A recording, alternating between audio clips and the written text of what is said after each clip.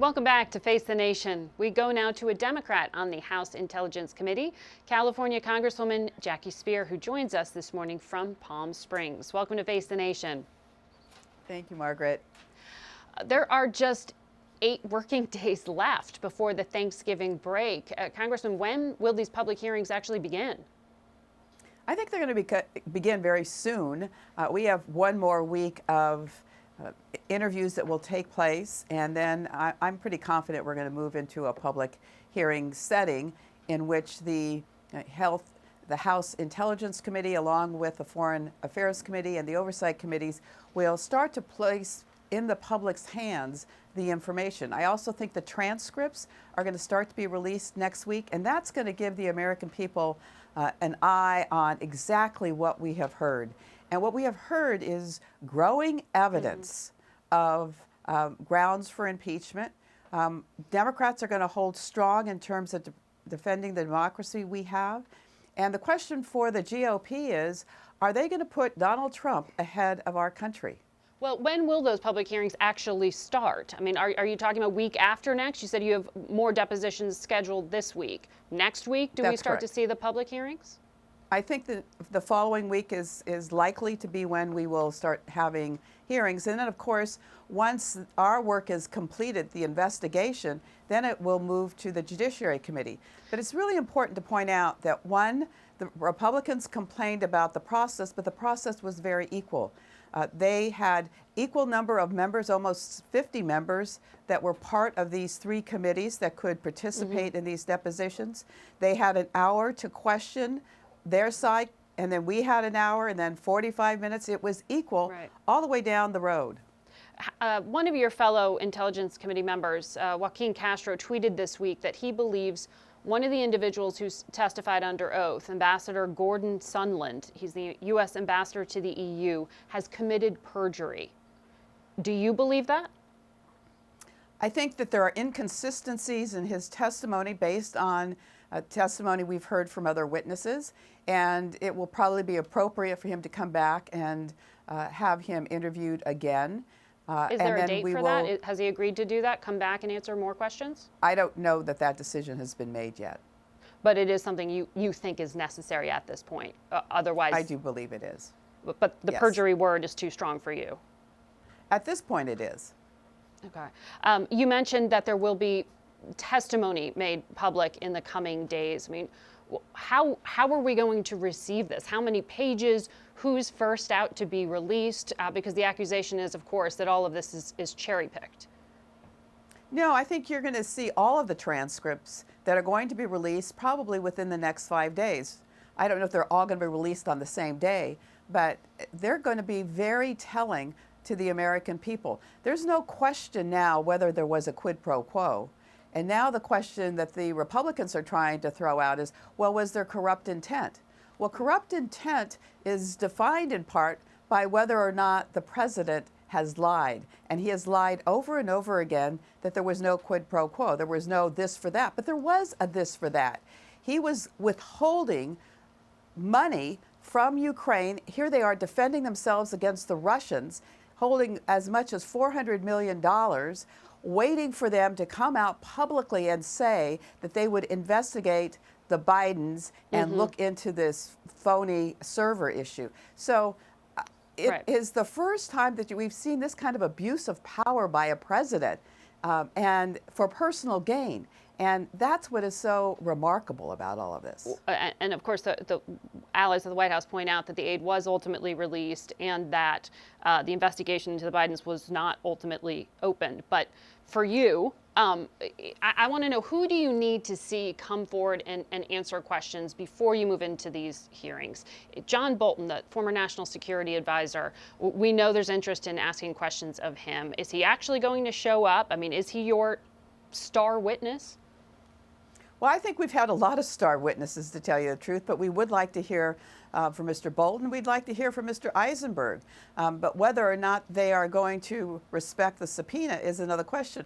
I'd like to also remind your viewers that we have sought information from the State Department that they have not made available to us at all. There has been an effort to prevent us from accessing information that we rightfully have the ability to have under the Constitution as the oversight function in Article 1. Quickly, do you think the articles of impeachment will ultimately include things other than Ukraine? I'm not sure. I mean, it could include obstruction of Congress. I think that you can make a case for bribery now, and I think that discussion needs to be seriously developed and considered, because there was an effort to try to seek to get something of value from Mr. Zelensky, the president of Ukraine. You're speaking to us from California. We know your home state has been just ravaged by some of these wildfires. The president tweeting about it this morning and has seemingly been blaming your governor for, as he put it, failing to clean the forest. The president said, though, that California won't get any more federal money for help. What's your response to that? Why should taxpayers make up for what the president says is the state's self-made problem? Well, it's not a self-made problem. I mean, it's a national disaster when you have winds of over 100 miles per hour and you have a utility that turns off the electricity and then turns it back on, and it sparks and creates yet another fire. You know, the president has a serious problem with California because they didn't support him.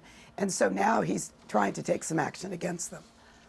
All right, Congresswoman, thank you very much for joining us this morning, and we will be back with our political panel in a moment.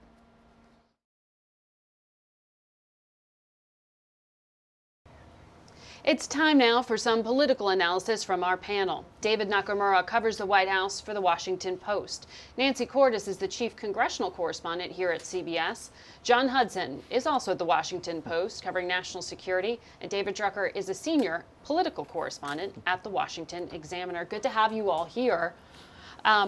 Let's start with impeachment. The president has been tweeting quite a lot in the past 36 hours or so about the whistleblower. Today, right before our program, said that the whistleblower should be revealed. Nancy, what is the strategy here?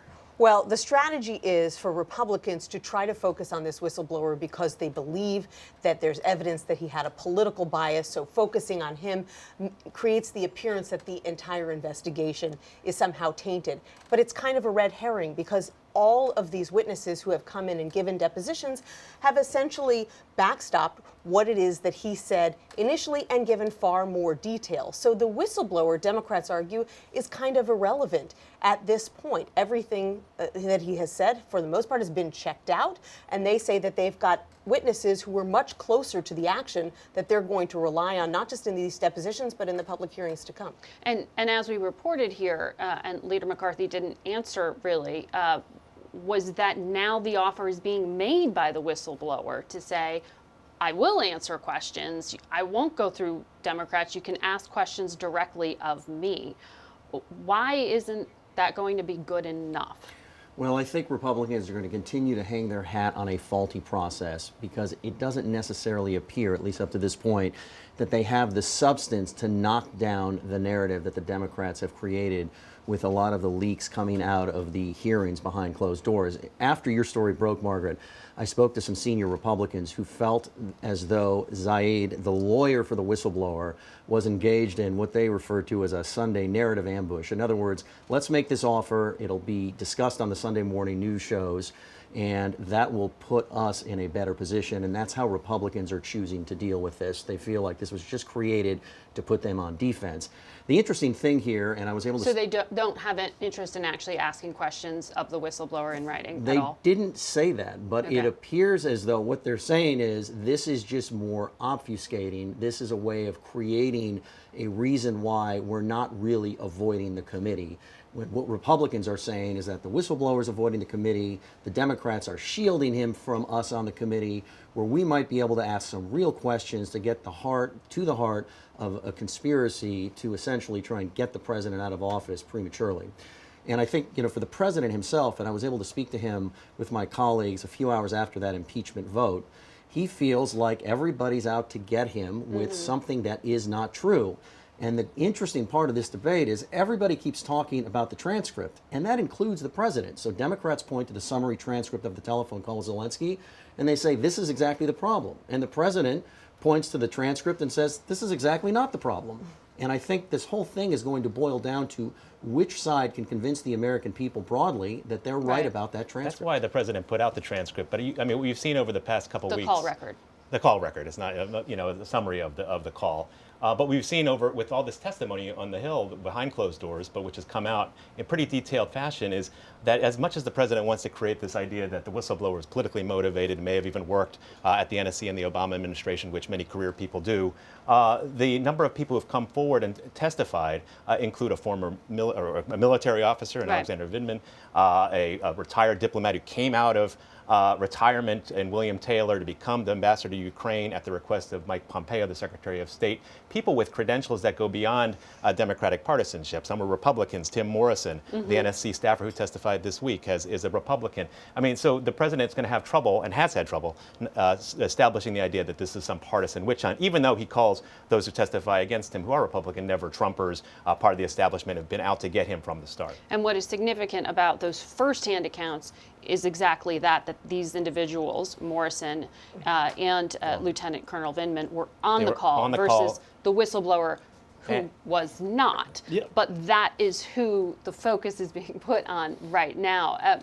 Jen, I asked about the former National Security Advisor, John Bolton, who is repeatedly referred to in the testimony so far as someone who was not comfortable with this, in fact, advised his deputies to go to White House lawyers about this deal that was being floated to Ukraine. Is he going to show up to testify? I mean, that's the big question. I mean, he is scheduled for Thursday. That's when Democrats want to see him.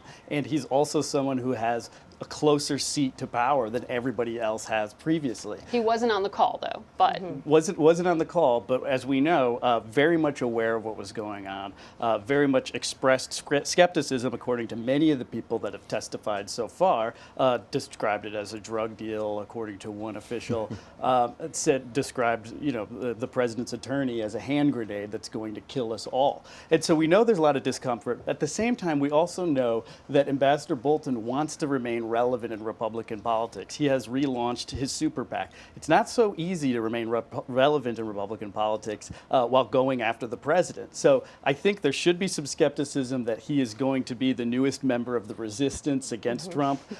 Clearly, he has some axes to grind in the administration from his time while he was in power, but that's very different from going after the president directly. I believe that the release of these transcripts, which are coming, and Congresswoman Speier talked about, are going to be a major inflection point in the impeachment effort, because Republicans insist that once the transcripts are out, we're going to see a fuller picture of what has been talked about, and it is going to, in a sense, reset what everybody is saying about the president, whether he did something wrong, whether he did something just unseemly.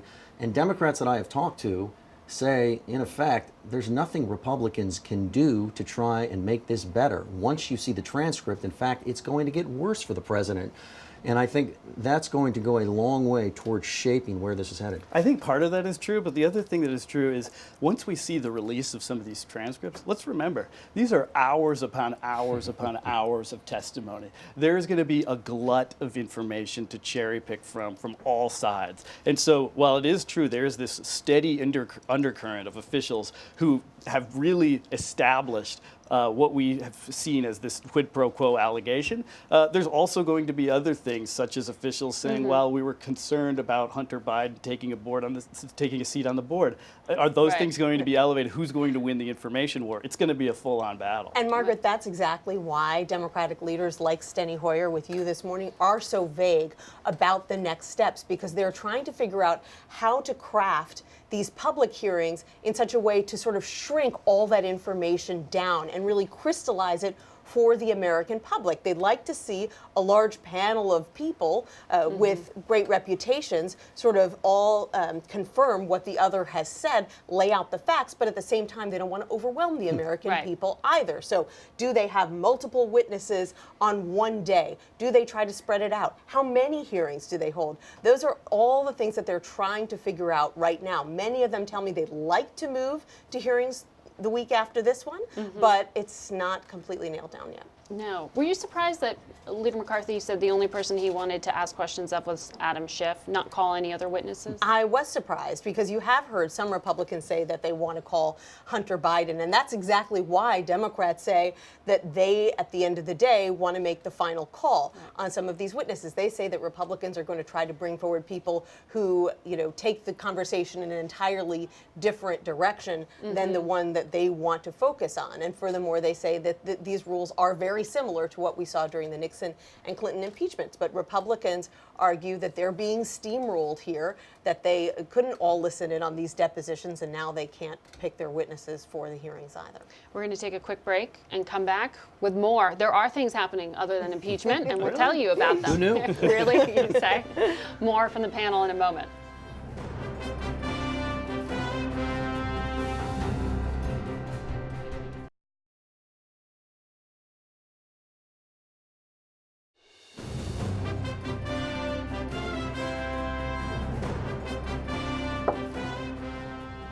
And we are back with our political panel.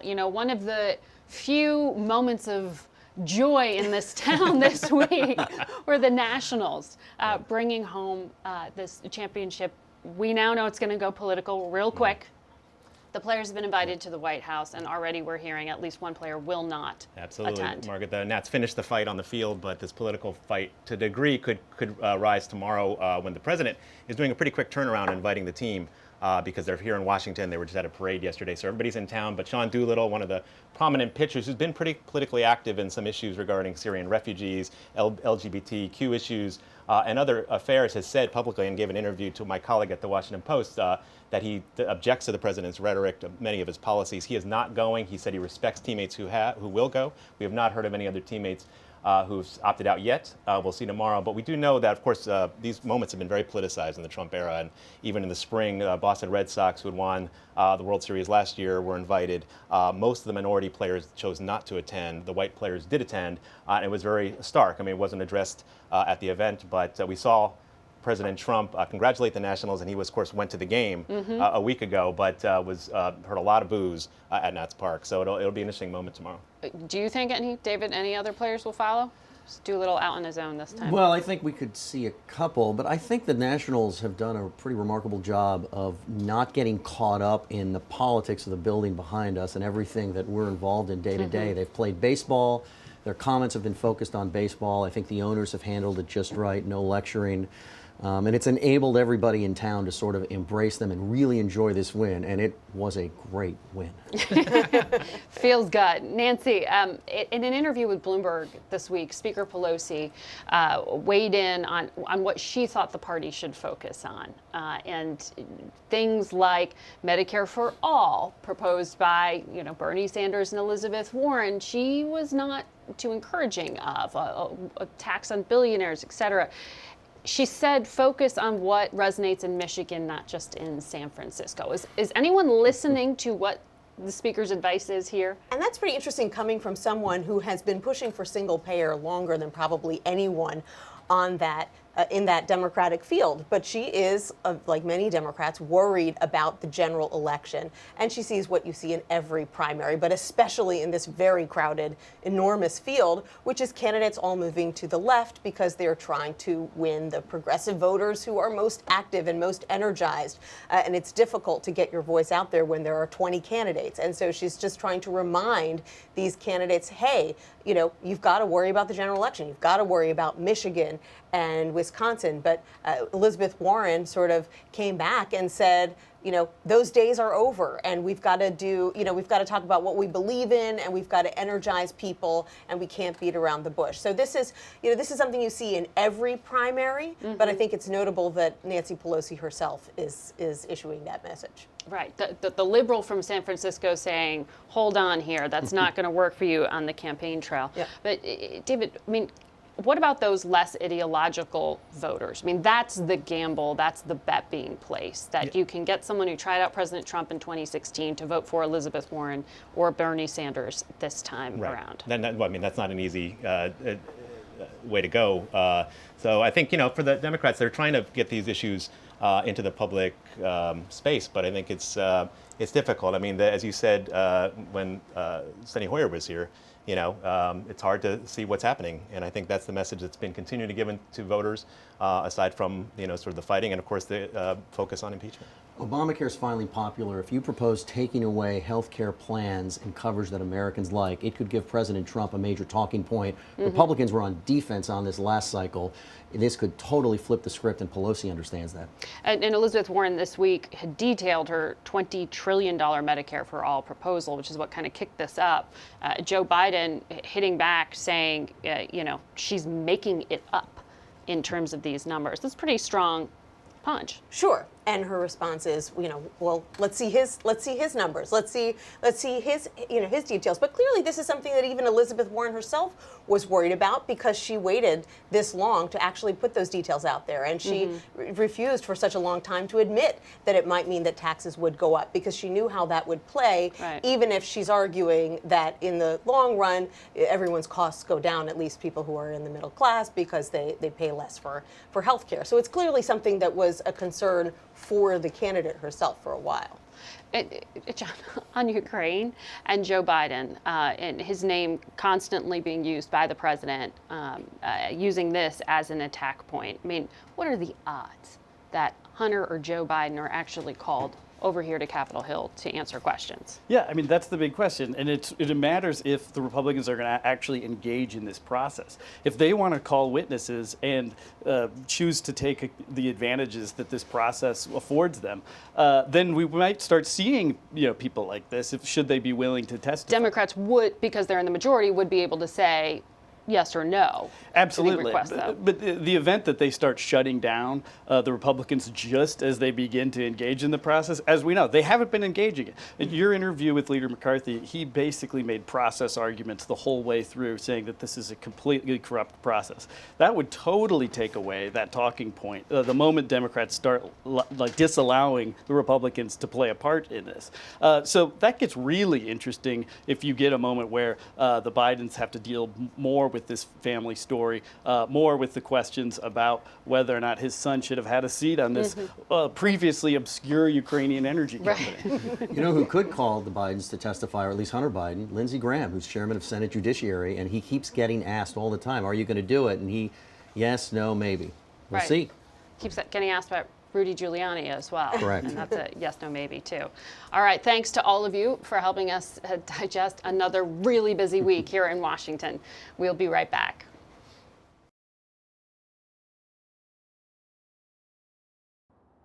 That's it for us today. Thank you for watching. And thank you to the Jones Day Law Firm for the facilities here on Capitol Hill. Until next week, for Face the Nation, I'm Margaret Brennan.